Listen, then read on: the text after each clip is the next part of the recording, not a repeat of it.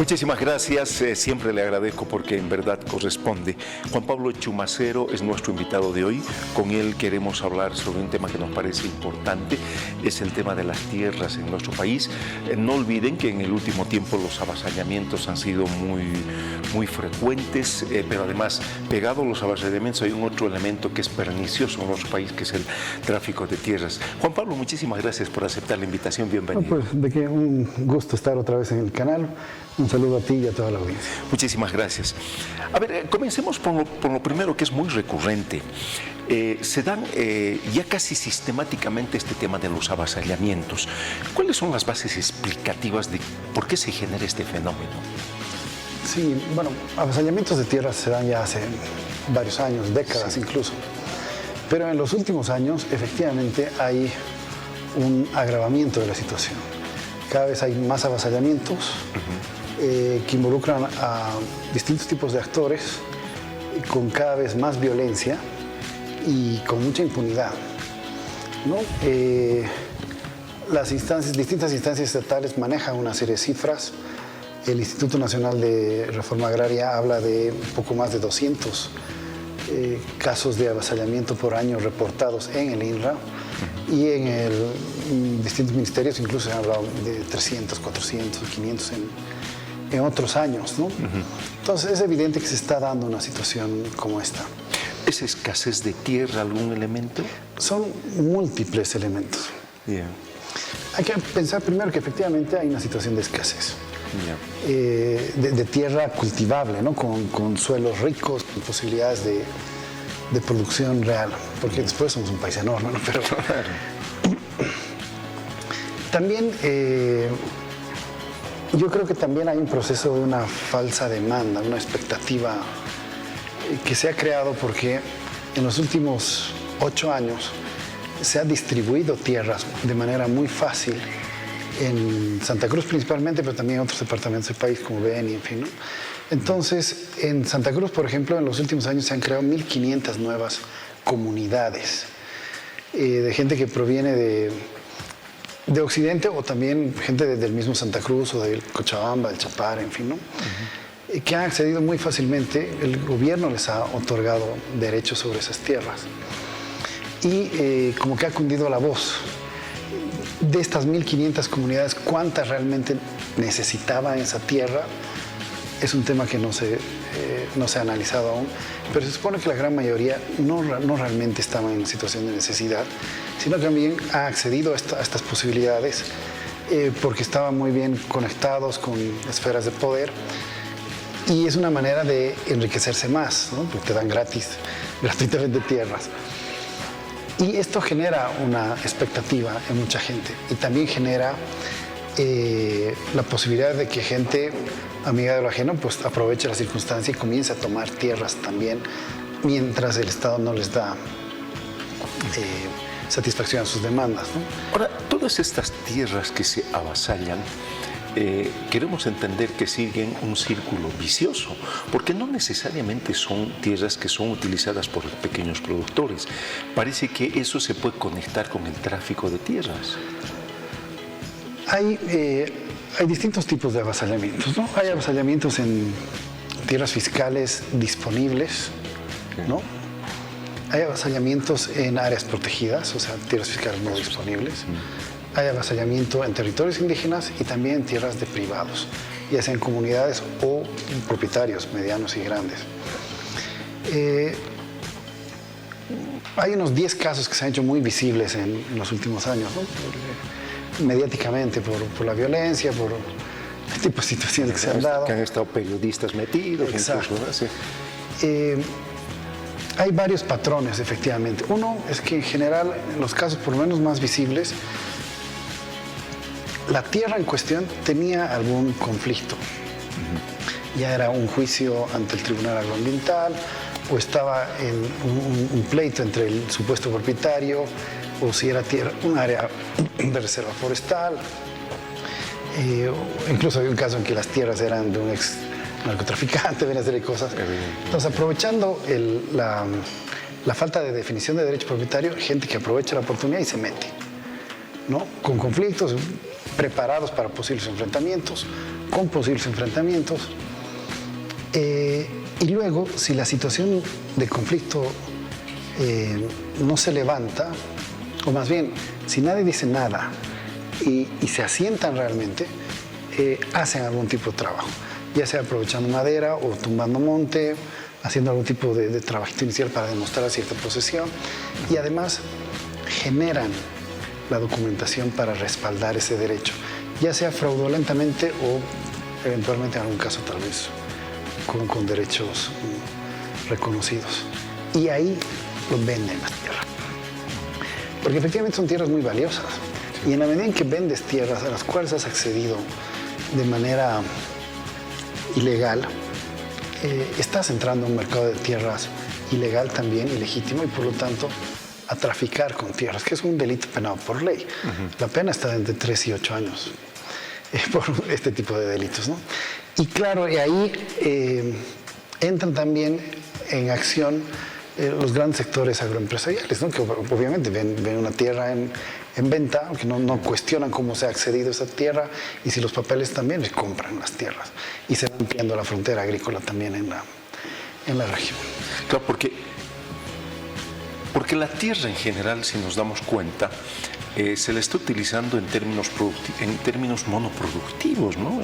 Regularmente, es decir, determinados tipos de empresa, o soya fuerte o sorgo, es decir, en cantidades demasiado grandes que seguramente son para exportación. Luego, entonces, esa lógica, además de la forma de explotación, comienza a generar en algún momento rendimientos decrecientes de la tierra y se quedan verdaderas praderas sin vocación ya productiva. Sí.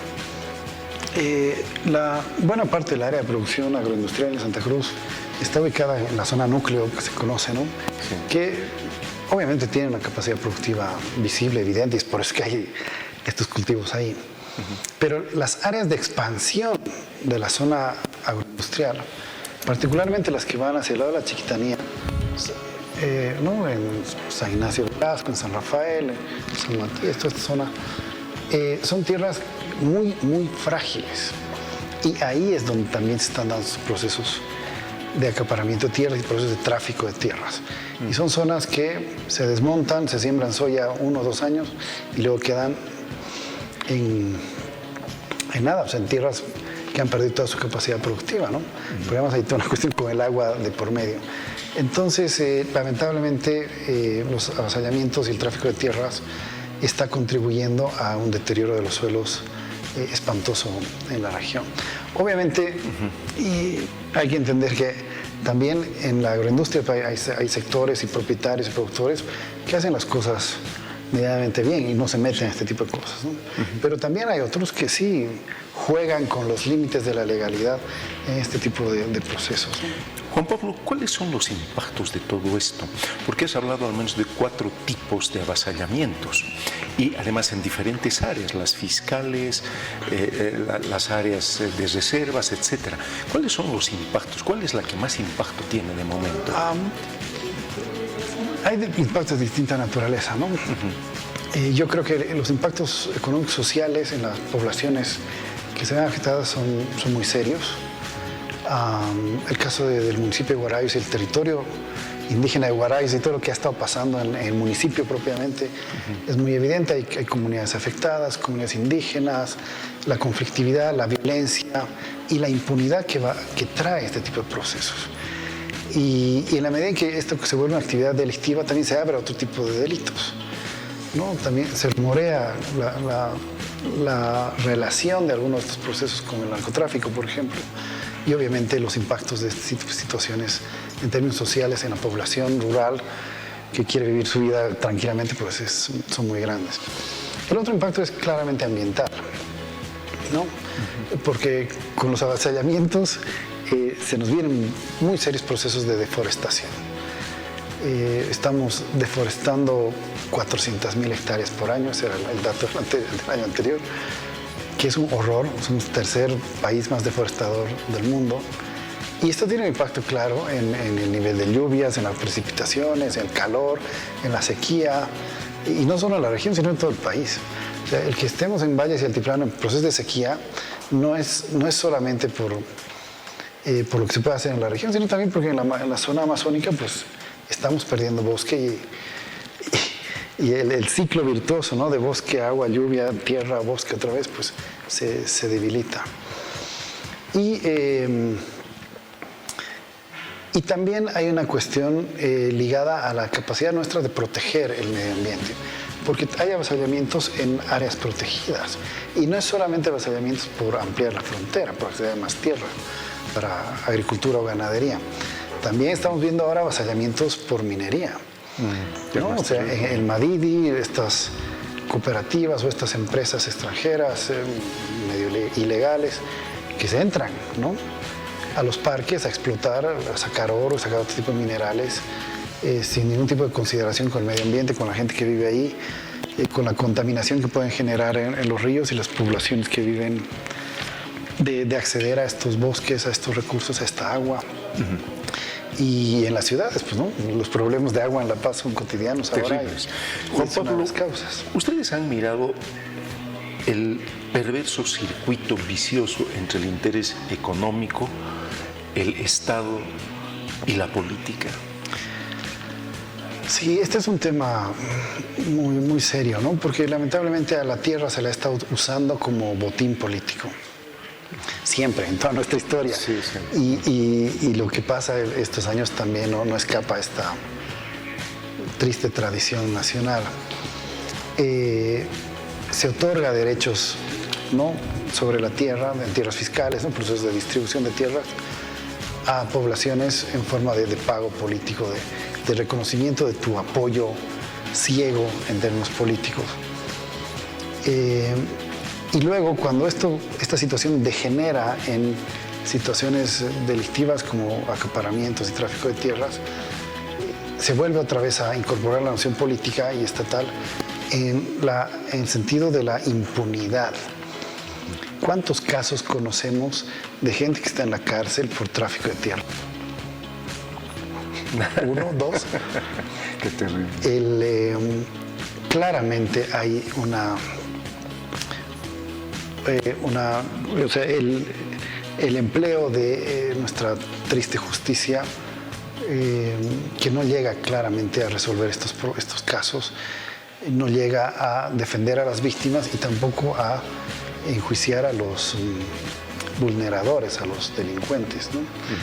Y claro, entonces esto es un muy claro reflejo de que la tierra no es solo economía, también es poder, ¿no? Y el poder se refleja políticamente en control estatal y de las esferas distintas del gobierno. ¿Tú crees que en el corto, mediano y largo plazo, por donde estamos transitando, no se puede revertir? Hace unos meses, pues, el gobierno dijo que claramente iba a combatir a diestra y siniestra el avasallamiento, pero no hemos visto mucho de eso. Primero que hay esta cuestión de impunidad y que tiene que ver con voluntades, y la otra es también capacidades, ¿no? Yo creo que no tenemos las condiciones como para realmente encarar estas circunstancias, estas situaciones de manera contundente, porque las leyes están, pero no tenemos la capacidad para hacer cumplir las leyes. Y eso pasa por toda la estructura ligada a ello, ¿no? Desde qué sé yo, fiscalías, jueces, policías, todo esto, ¿no? Complicado. Juan Pablo, muchísimas gracias por la amabilidad, porque es importante intentar entender, no desde la perspectiva solo de la noticia, sino también los intereses que existen inmersos en esto. Te agradezco infinitamente y te estaremos convocando en cualquier momento. Para servirles, mil gracias por la oportunidad. Muchísimas gracias.